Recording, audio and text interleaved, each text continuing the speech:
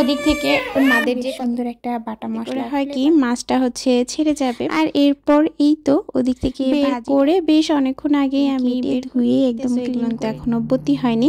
হ্যাঁ আসলেই কিন্তু খুব বেশি একটা বতি হয়নি, কারণ যখন অনেক বেশি বতি হয়ে যায় তখন না এই যে মানে টমেটোগুলোন বা এই যে মরিচগুলোন, টমেটো তো পেকেই যাবে আর মরিচ হচ্ছে কি যে একটু অনেক বেশি ঝাল হয়। তো আমি এখন যখন ছিঁড়ছিলাম তখন খুব বেশি একটা ঝাল লাগেনি আমার কাছে। আর এরপর এই তো এখন হচ্ছে দুপুরে রান্নার প্রিপারেশন নেব। তো দুপুরে রান্না করার জন্য সব কিছু আমি ফ্রিজ থেকে বের করে রেখেছিলাম। ওদিক থেকে আদা রসুন, তারপরে হচ্ছে মাছ, সেটা হচ্ছে বক্সের ভিতর করে রেখে দিয়েছিলাম। বের করে বেশ অনেকক্ষণ আগেই আমি বের করে নিয়েছি। তো বের করে বক্সটার ভিতরে একটু পানি দিয়ে রেখে দিয়েছিলাম, এতে করে হয় কি মাছটা হচ্ছে ছেড়ে যাবে। আর এরপর এই যে আমি হচ্ছে করলা ভাজি করব। তো করলা ভাজি করার জন্য এই তো করলাগুলো আগেই আমি সুন্দর করে কুচি কুচি করে কুচিয়ে রেখেছিলাম, আর তারপর বেশ কিছুক্ষণ লবণ দিয়ে মাখিয়ে রেখেছিলাম। এতে করে করলা ভাজিটা অনেক বেশি টেস্টি হয় আর খুব বেশি দিতে লাগে না। আর আজকে যেহেতু জিসান বাসায়, তো জিসানের সাথেই আয়াত হচ্ছে আছে, আর জিসানকে পেলে আয়াতের মোটামুটি কিছুই লাগে না। তো বেশ অনেকটা সময় জিসানের সাথে আয়াত থাকতে পারে।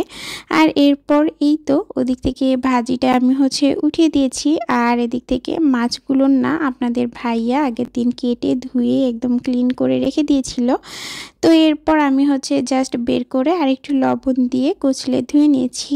আর এখন এই তো এটার ভিতরে আমি হচ্ছে একটু পরিমাণ মতো লবণ আর হচ্ছে একটু হলুদের গুঁড়া দিয়ে দিলাম। আর এখন হচ্ছে এটাকে আমি খুব ভালো করে মাখিয়ে নিচ্ছি, যাতে মাছের ভিতরে মোটামুটি লবণ আর হলুদের গুঁড়াটা ঢুকে যায় খুব ভালোভাবে। আর এরপর ওদিক থেকে আমি দেখতেছিলাম যে আমার ভাজিটার কি অবস্থা হয়েছে। তো ভাজিটা আমি আর একটু নেড়ে দিচ্ছিলাম। আর এরপর মোটামুটি আমি হচ্ছে একদম নিভু নিভু চুলার উপর রেখে, করলা কিন্তু আমার সিদ্ধ হয়ে গিয়েছে, তো নিভু নিভু চুলার উপর রেখে একদম কড়া কড়া করে একদম লাল লাল করে একটু ভেজে নেব। আর এই যে পরবর্তীতে আমি একদম শেষে কিন্তু লবণটা দেই, কারণ যেহেতু লবণ দিয়ে করলাটা ভিজিয়ে রাখি, মানে আর কি ধুয়ে রাখি, তো এই কারণে আর কি সাথে সাথেই লবণ না দিলেও কোনো প্রবলেম হয় না। আর ওই তো ওদিক থেকে ওই যে মাছটা যে আমি হচ্ছে ভুনা করব, তো মাছ ভুনা করার জন্য মাছ হচ্ছে কড়াইতে তেল দিয়ে দিয়েছিলাম। তো তেলটা দেখলাম যে খুব বেশি একটা গরম হয়নি এক পিস মাছ দিয়ে। পরে চিন্তা করলাম যদি গরম না হয় তাহলে আবার মাছটা লেগে যাবে, এই কারণে ওদিক থেকে তেলটা আর একটু গরম হতে থাক। এদিক থেকে আমি মাছ ভুনার জন্য যে মশলাটা আর কি করব সেটা একটু মাখিয়ে রাখছি, মানে একটু পানি দিয়ে ভিজিয়ে রাখবো, এতে করে না বেশ সুন্দর একটা বাটা মশলার ফ্লেভার আসে, বেশ ভালো লাগে। এদিক থেকে আমি হচ্ছে একটু রসুন বাটা, একটু হলুদের গুঁড়া আর হচ্ছে একটু মরিচের গুঁড়া আর হচ্ছে পরিমাণ মতো জিরার গুঁড়া দিয়ে দিলাম।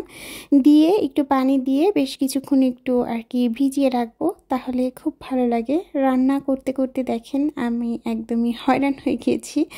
আর এই কয়দিন ধরে যে প্রচণ্ড পরিমাণের গরম পড়ছে সেটা মানে একদম ভাষায় বলার বাইরে। ঘরের ভিতর ঢুকলে মনে হচ্ছে কি যেন আর কি মানে আগুনের দলা কেউ গার ভিতরে আর কি ছুঁড়ে মারতেছে, এরকম একটা অবস্থা। তো এই কারণে আমার খুব বেশি পরিমাণের পানির তৃষ্ণা লেগেছিল, তো একটু বসে পানিটাও খেয়ে নিলাম। আর এরপর এদিক থেকে এই যে আবার রান্নার কাজেই চলে এসেছি, রান্না বান্নাগুলো তো শেষ করতে হবে।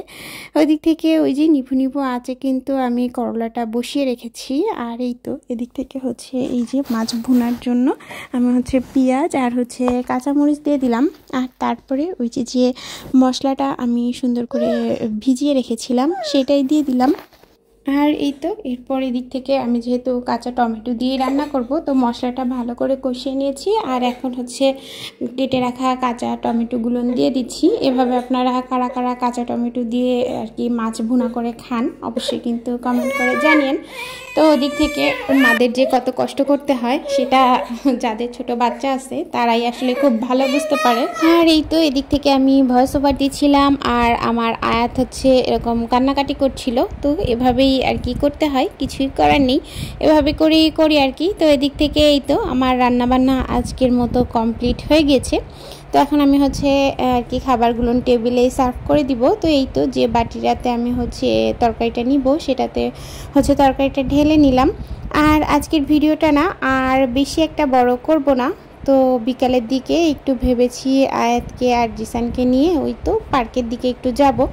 তো বেশ ভালোই লাগে, ওরাও বেশ একটু ভালো সময় কাটায়। আর যেহেতু প্রচণ্ড গরম, ওই পার্কের দিকে গেলে খুব আর কি বাতাস দেয় পার্কে, তো বেশ ভালো লাগে তখন। আর এই তো এদিক থেকে করলা ভাজিটাও আমার হয়ে গেছে, তো করলা ভাজিটাও আমি নামিয়ে নিয়েছি। আরেকটা কথা বলি, সবার কাছেই যে সবার লাইফস্টাইল ভালো লাগবে তা কিন্তু না, এক একজনের আর কি লাইফস্টাইল এক এক রকমের। তারপরও যাদের এরকম ব্লগিং চ্যানেলগুলো ভালো লাগে তারাই কিন্তু এই চ্যানেলগুলোর ভিডিও দেখে। আর আমার তো খুব ভালো লাগে ব্লগিং দেখতে, ব্লগিং করতে, সব কিছুই খুব ভালো লাগে। আমি কিন্তু অনেক অনেক অনেক দেখি এই যে ব্লগিং চ্যানেলগুলো, কারণ আমার কাছে খুব বেশি ভালো লাগে।